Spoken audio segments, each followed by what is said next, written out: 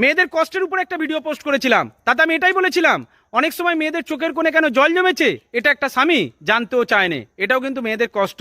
সেই ভিডিওটা দেখার পরে সুরজিৎ দেবনাথ নামে একটি মহান ব্যক্তি আমাকে লিখেছে, মেয়েদের চোখের কোণে জমে থাকা জল দেখতে চাওয়া উচিত নয়, কারণ ওই জলে মেয়েরা চাইলে 2 মিনিটের মধ্যে ভাসিয়ে দিতে পারে।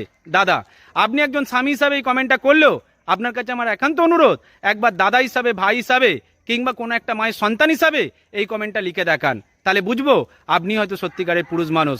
আপনি যদি মনে করেন আপনার বইয়ের চোখের কোণে জল আপনি দেখবেন না, নাও দেখতে পারেন, কিন্তু আপনার কাছে আমার একান্ত অনুরোধ, আপনি একবার চাইলে আপনার মায়ের চোখের কোণে জল জমে আছে সেটা দেখে নিতে পারেন। আজকে মেয়েদের চোখের কোণে জল জমে থাকা উচিত নয় বলে আপনি বলে দিলেন, কিন্তু আপনি বলতে পারবেন আপনি যখন পৃথিবীর আলো দেখেছিলেন তখন আপনার মা কতটা পরিমাণ কেঁদেছিল, আপনাকে বড় করার জন্য আপনার মাকে কতটা চোখের জল ফেলতে হয়েছে, এই হিসাবটা আপনি কখনোই দিতে পারবেন না। আজ আপনি বড় হয়েছেন, বুদ্ধি হয়েছে, এই জন্য এত বড় বড় কথা বলতে পারছেন, কিন্তু যখন আপনি ছোট ছিলেন তখন কিন্তু আপনার মা চোখের জলেই আপনাকে স্নান করাতো, চোখের জল দিয়ে আপনার জীবনটা সুন্দর করেছে বলে এত সুন্দর পৃথিবী আপনি উপভোগ করতে পারছেন। সুতরাং মেয়েদের চোখের কোণে জল নিয়ে এত বড় বড় কথা বলার ক্ষমতা আপনার এখনো হয়নি, কারণ আপনি মানুষ হয়ে উঠতে এখনো পারেননি, এটা আমি জোর দিয়ে বলতে পারি। ভালো থাকবেন প্রত্যেকে।